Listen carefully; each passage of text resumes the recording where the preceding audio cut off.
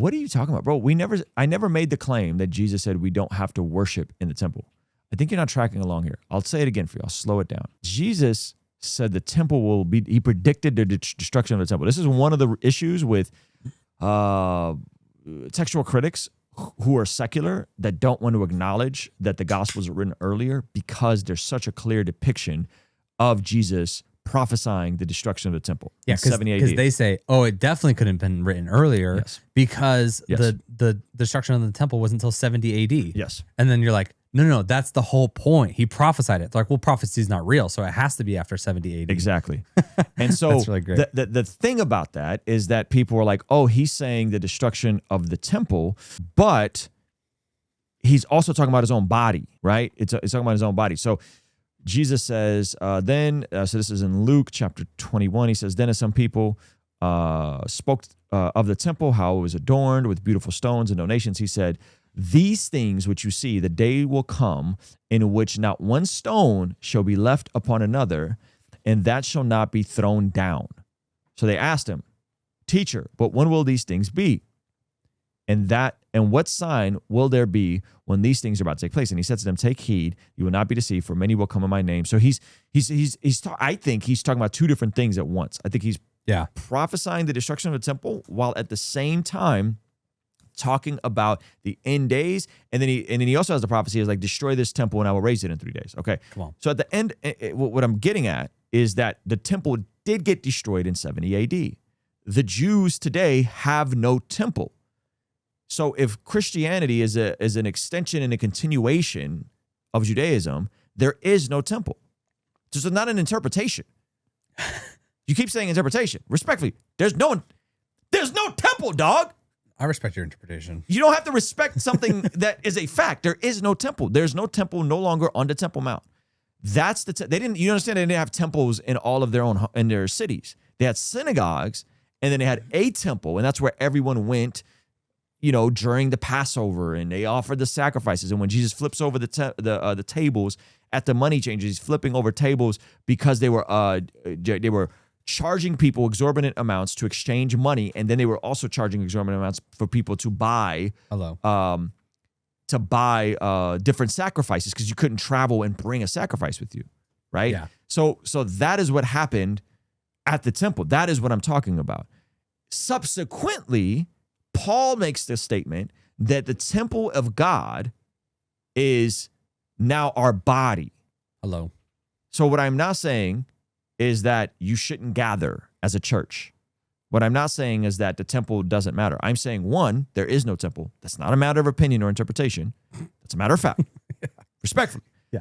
Two, Paul makes the case that we are now the temple of God. Why does he make that case? Well, because Christians believe that the Spirit of God himself comes and lives in us. Yeah. He takes over us and he gives us new hearts and new desires, and now we're born again.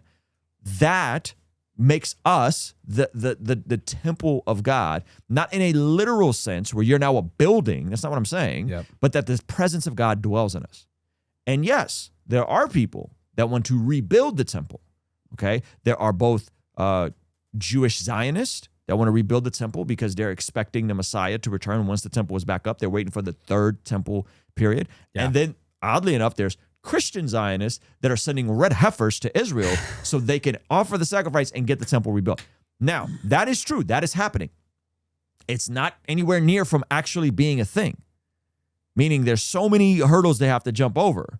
And some would argue that a lot of what they're doing within the Middle East and a nationalist movement to take back Jerusalem and take back the Temple Mount so they can build the temple, so they can offer the red heifer sacrifices, so they can then become, so they can usher in their Messiah. And then Christians are kind of a part of it. Christian Zionists are part of that, but then that Messiah would be a false Messiah. Hello. And so you're ushering in the Antichrist. So there's levels to it. This idea that we don't have to that we don't have to stop going to the temple. I never made that argument. I think you misunderstood that argument. It just doesn't make sense. The temple worship was so integral to Judaism, and if we were an extension of Judaism, shouldn't there be a more clear verse that says what you're saying? So now you pose an interesting thing.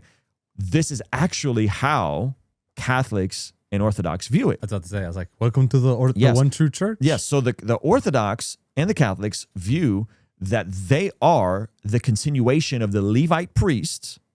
Okay, so you see Paul kind of alluding to this in 1 Corinthians 9, which is oddly enough the verse about pastors getting paid and ministers getting paid. Yeah. And he makes the argument that aren't those who serve in the temple should make their living off of the temple. He's writing to Gentiles, but he's referencing the temple for how people who preach the gospel sustain themselves. Okay, Yes. Very interesting passage of scripture. You should read it, and especially if you're like, I don't think pastors should be paid. Read 1 Corinthians chapter 9. Protestants, not all, I believe in the real presence, but Protestants will generally say, yeah, it's more of a symbol. Jesus said, do this in remembrance of me. Well, this is what an Eastern Orthodox will ask you, or a Catholic will ask you, where is the altar? The temple had the altar. Where is the altar? Right? They have an altar where the body and the sacrifice is broken in their church services. Okay? Mm-hmm. And so so what I'm not saying is that's... Unless you show up late. Unless you show up late. I'm not saying that they're a false church because of that. I am not saying that they're going to hell or anything like that. I'm saying that the temple, Mm-hmm. according to the Jewish tradition, is not here anymore. If Jews don't have a temple, that is what we're discussing. You're jumping across to Catholics and Orthodox. Yeah. Okay. The reality is Catholics and Orthodox would also affirm that we are the temple of God. Because they also believe that we are the temple of God. Yes. Okay. They just don't have they also don't have a singular temple, but they do have their churches, which they believe are now a continuation of the Levite priesthood. Mm-hmm. So it's not an interpretation. Shout out to Logos. So Logos, here we got Logos, Hebrews 10:10. And by that will, we have been made holy through the sacrifice of the body of Jesus Christ once and for all. We're not going through the process of a sacrifice. We don't need an altar, right? That Jesus' body was once and for all the sacrifice to make us holy. Hello. Right? Day after day, every priest stands and performs his religious duties. Mm-hmm. Again and again, he offers the same sacrifices. So this is talking about the priest in the temple, which can never take away sins. But when this priest had offered for all time one sacrifice for sins, he sat down at the right hand of God. And since that time, he waits for his enemies to be made his footstools. For by one sacrifice, he has made perfect forever those who are being made holy. Okay, this is talking about Jesus. Wow. That doesn't mean that I don't believe that there's real presence in communion. There is absolutely real presence in communion. That's my position. Ruslan will even go as far to say, if you have celiac, you can still partake of the bread. I asked you that before. And you said yes. Yes. That rings in my brain. You should totally do that. And so that is an interesting chapter. And I think that's the part where, I don't think you need a temple. I don't think you need to view your church as a temple per se. But I do believe that there is a kind of like parallel with the Levites and pastors and teachers and preachers that is based on 1 Corinthians chapter 9. So anyway, hopefully that was helpful. Hey, thank you so much for watching this video all the way to the end. If you liked it, then hit the like button. If you liked it a lot and have a thought to share, leave a comment. If you are listening to this on the podcast app, make sure to leave a review, and you could even leave a comment over there.